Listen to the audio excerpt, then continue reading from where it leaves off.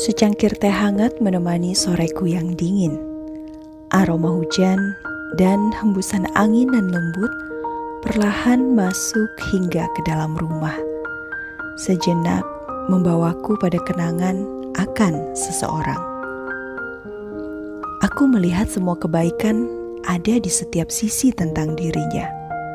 Sahabat karib dengan kecerdasan di atas rata-rata, ketangguhan sebagai perempuan di atas batas maksimal, dan kesabaran melebihi semua orang yang pernah ku kenal. Setidaknya itu yang ku tahu tentang dirinya. Sedari kecil kami bersama hingga kini memiliki anak kecil masing-masing. Kami kini terpisah jarak dan waktu, hingga kesibukan melupakan masing-masing tanpa sengaja. Suatu hari aku mendapat paket yang menakjubkan. Sebuah buku harian milik seseorang. Kulihat nama dan alamat pengirim sebelum membukanya. Wah, paket dari sahabatku. Kubuka lembar demi lembar buku itu.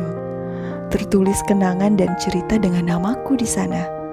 Hingga tiba kepada goresan tinta yang syarat makna.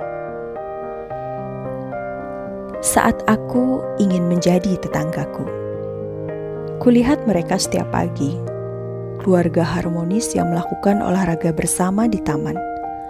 Mereka terlihat kompak, bahkan suami dan anak-anaknya pun senantiasa terlibat dalam kegiatan komunitas sang istri. Keluarga yang senang berbagi, hingga terkadang mengirimkan bingkisan untukku yang tak bisa kubalas. Karena aku terlalu sibuk memikirkan, apakah mereka akan menerimanya? Apakah mereka akan menyukainya? Pada akhirnya aku sadar, cukup dengan ketulusan dalam memberikan apapun kepada mereka. Saat aku ingin menjadi sahabatku, selalu tampil sederhana, apa adanya, sahabatku yang senang belajar. Ia pun ikut sebuah komunitas sebagai support system untuk dirinya belajar dan berkembang. Ilmu manajemen waktu ia dapatkan dari proses belajarnya di komunitas, hingga ia mampu mengisi kesehariannya dengan produktif dan bahagia. Baginya, manajemen waktu adalah segalanya. Tak jarang aku melihat ia membuat agenda bulanan, to-do list harian, agar kegiatannya bisa terlaksana dengan baik di waktu itu. Aku tergoda untuk membuat agenda bulanan seperti dirinya, namun kulakukan tanpa ilmu, sehingga lelah setiap hariku memenuhi semua jadwalku. Tidur larut malam dan bangun terlalu dini. Pada akhirnya, aku tahu, cukup dengan memilih apa yang memungkinkan untuk dilakukan menurut prioritasku di waktu itu. Saat aku ingin menjadi dia di ujung jalan sana. Butik dengan beragam koleksi outfit terkini selalu membuatku iri untuk juga memilikinya. Pemiliknya selalu ramah dalam menyapa. Konon katanya, butiknya bertumbuh didasari passion yang ia punya sebelumnya. Bagaimana denganku? Aku pun ingin memiliki bisnis yang mumpuni seperti itu. Sehingga aku pelajari semua hal tentang bisnis hingga pusing kepalaku. Akhirnya buntu. Pada akhirnya aku paham, untuk tahu potensiku, terlebih dahulu aku perlu mengenal tentang diri lebih dalam. Saat aku ingin menjadi teman kuliahku, medsos yang rapi tentang segala kegiatan bersama anak-anaknya, dari melakukan percobaan sains yang membuatku ternganga, atau hanya jalan-jalan bersama di alam terbuka. Kupaksakan diriku untuk menjadi dirinya. Kuajak anak-anakku melakukan hal yang sama, hingga aku lupa tumbuh kembang setiap anak adalah berbeda. Pada akhirnya, aku tahu, kenali anak-anakku, kemudian membersamainya dengan cinta. Saat aku ingin menjadi teman onlineku, oh tidak, sungguh luar biasa cita-citanya saat dulu bisa tercapai saat ini. menjadi penyiar, menjadi MC, menjadi storyteller, menjadi video maker profesional, semua bisa ia lakukan. Aku pun ingin bisa semuanya. Kumulai melihat satu persatu bagaimana ia memulainya. Entah aku menyukainya atau tidak. Namun aku ingin bahagia seperti dirinya. Hingga raga tak kuasa menahan beban. Waktu istirahatku kurang dan membuatku jatuh sakit. Pada akhirnya, aku tahu cukup menjadi versi terbaik, versi diriku.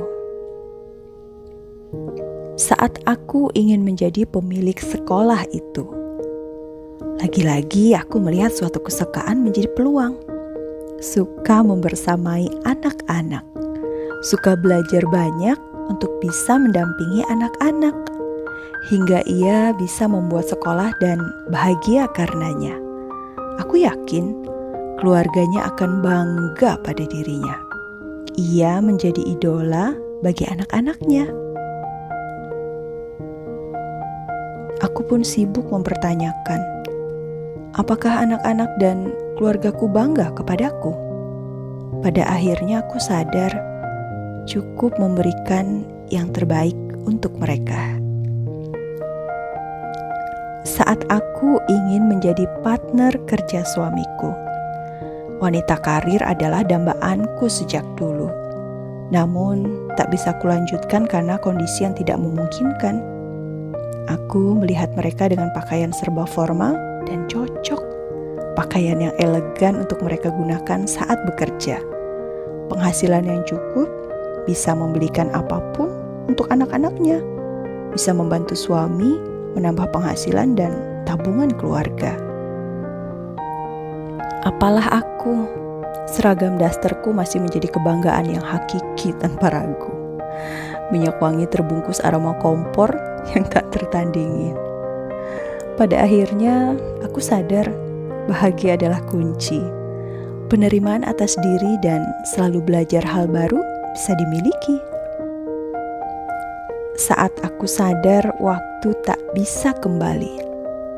Semua kesibukan ini tanpa sadar membuatku kehilangan waktu dan kehabisan energi tanpa capaian yang berarti.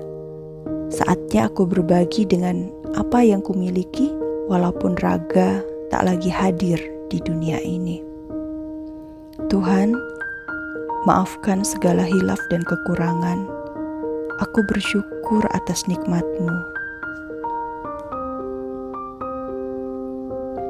Tante, Mama meminta saya mengirimkan buku ini kepada Tante sebelum ia meninggal.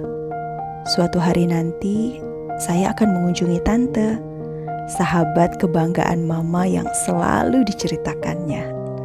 Mohon doa untuk Mama agar Allah memberikan tempat terbaik di sisinya. Aku terisak dalam duka, hingga perlu beberapa hari untuk menyadari bahwa pelajaran ini harus aku bagikan kepada siapa saja. Akan selalu aku ingat. Ibu, jadilah versi terbaik dirimu dan berbahagialah.